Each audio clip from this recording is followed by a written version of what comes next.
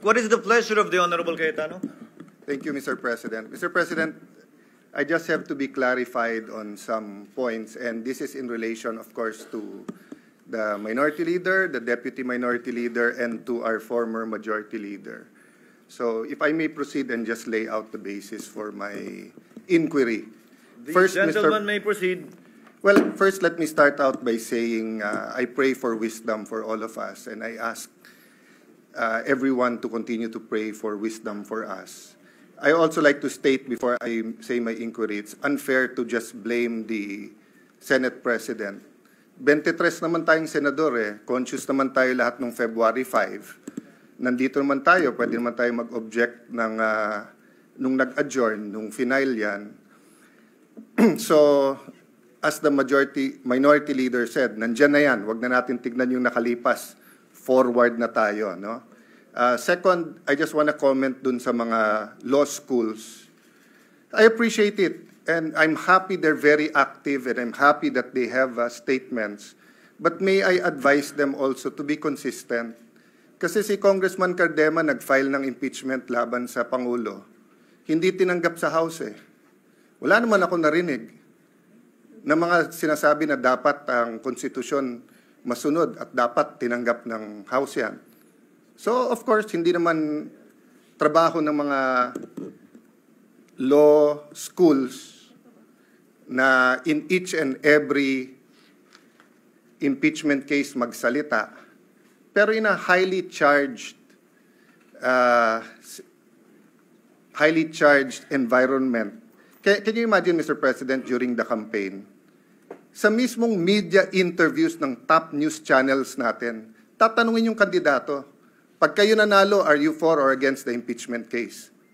Klaro naman ang sagot doon Ang sagot doon, hindi kami pwede mag-comment kasi magiging judge kami. Pero hindi. Sinagot pa rin ng mga kandidato at tinanong pa rin ng media. Pero kung konstitusyon ang masusunod, ang sagot doon iisa lang, mag-o-oath kami, dapat neutral kami. Kaya lang eleksyon Kasi masama naman talaga timing ng pagka-file nito magpa-file ka during the campaign. That's the reality there. Kaya nga sa US, pagka-jury system, pwede mo i-sequester yung jury. Papayag ba tayo nung February na i-sequester tayong 23? Na ikukulong tayo at hindi tayo makikinig sa kahit anong media at i-determine natin ito? Maybe may papayag sa atin, meron hindi. But wag na tayo magsisihan. So I'll go to my question. So maybe that's why Shakespeare said, if you want justice, first kill all the lawyers. Diba? Kasi nga labanan ng mga abogado to, pero hindi ibig sabihin na wala silang mga personal na bias nila. Mahirap magsalita dito na insulto sa lahat ng Pilipino to, eto ang gusto ng taong bayan. Ang daming lugar sa buong Pilipinas yung Duterte nanalo ang kampanya nila, wag ituloy yung impeachment So, sasabihin ko ba na yun ang will ng tao? Pero kung titingnan ko naman lahat ng comments ngayon sa Facebook, sa SOCMED, gusto naman ituloy. Pati si Vice President Sara, sabi niya, I want to be held accountable. So siya yung sabihin ko, yan ang gusto ng taong bayan. Napakahirap po nung sitwasyon natin. That's why we need wisdom. But first question ko po, prejudicial question. Ano bang rules ang unang masusunod? Rules ng Senate o rules ng impeachment? Bakit to importante at bakit to prejudicial question? Tinitignan ko po kaninang umaga yung comment, allegedly, hindi ko sure, wala naman nakalagay doon na siguradong totoo yun, but meron pong comment ang defense team ni Vice President Sara Duterte. Correct me if I'm wrong, Senator Bato, Senator Bongo, my good friend, my brother, Senator Robin, kasi hindi ko alam kung official yon. To paraphrase, ang sabi nila, hindi magandang mag-comment sila, but they'd like to reiterate na tingin nila labag sa konstitusyon yung impeachment complaint na to dahil ito'y pang-apat at lumalabag to sa isang complaint sa isang taon. Okay. Kung yun ang stand nila, sino po ang hihimay sa issue na yan? Ang plenary ba under the Senate rules? Or yung impeachment court under the impeachment rules? Bakit ko po ito sinasabi? Kung may pinadalang bill ngayon yung House of Representatives, halimbawa dyan sa 200 pesos, at second reading pa lang halimbawa siya, pag ni-refer natin sa Committee on Rules natin yan, magbabaycam na ba kagad tayo o sasabihin natin, sandali lang, second reading pa lang sila, kailangan mo ng third reading pa lang. Ang sinasabi sa akin ni Senator Villanueva ngayon, pinadala lahat ng records except for the bill that they passed. So we cannot act on the 200 peso minimum wage, additional sa minimum wage. But that's my point, Mr. President. Sino po magde-decide? Tayo po ba as senators o tayo as senator judges kung nilabag ang konstitusyon doon? And doon naman ako sumasang-ayon sa mga law schools. Let's proceed. Let's look at it. But yun na nga ang question. Yung complaint ba is firm, legal, according to Constitution, or may constitutional infirmity ito? My last question is just a question of logic. Nag-move yung ating minority leader na to convene na as a impeachment court. Yung ating deputy, sabi niya, hindi na kailangan magbotohan. Eh, pag nag-move ka, may botohan. So, sino masusunod sa dalawa? Why do I say this?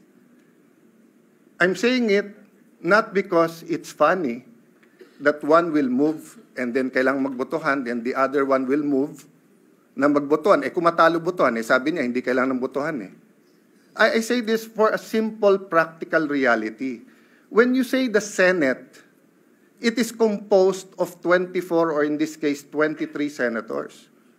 So pag sinabi mong gumalaw ang Senado, ibig sabihin po, either walang nag-object or may botohan at yung majority masusunod. I cannot say right now, like Senator Villanueva, that I'm 100% in agreement with Senator Coco and Senator Risa. I can tell you I'm in agreement with certain things they've said. For example, Mr. President, it's our constitutional duty. Kailangan mag-proceed. We should have done it earlier. But again, I won't blame you. I won't blame them. I'll blame myself. I could have written you a letter. I could have said na February, mag-ano na tayo. But let me just explain that one point. Why didn't I write you a letter, Mr. President? Kasi pag Pangulo yung ini-impeach, every single day na nandyan, kung totoo ang allegation sa Presidente, we all suffer.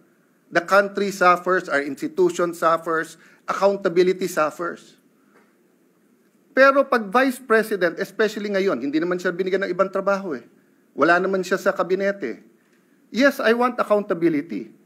Pero between today and Wednesday, I'd rather pass yung Konektadong Pinoy at saka yung e-government at lahat ng ibang bills na naka-pending dyan. So, Mr. President, may I end by reiterating the question. Do we follow first the rules of the Senate or do we go into the impeachment court? Sino magde-decide nung allegations ng defense na na-violate ang Constitution sa one impeachment per year? The second is just to continue my observation, Mr. President. I agree with many here. Wala tayong choice, forthwith. But I disagree na sa Tagalog, agad-agad ang forthwith. Ang forthwith, yung ibig sabihin nun sa Tagalog is yan na yung susunod. Yan na yung gagawin mo. Oo, immediate yung agad-agad. Hindi ako expert sa linguistics, pero medyo hindi agad ang Tagalog ng forthwith. Yung immediately, yon agad yon or agad-agad, di ba? So, maya-maya, hindi, ibig sabihin ng forthwith, sang-ayon naman ako eh, ang ibig sabihin ng forthwith, wala ka nang to quote dos por dos, susunod na. O yun ang ibig sabihin ng forthwith. Yung wala ka nang hihintayin, yun na. Kaya agree ako sa inyo na kailangan talakayin natin yung impeachment complaint. Pero gusto kong iklaro, sa tama o sa mali, botohan ang mangyayari sa atin.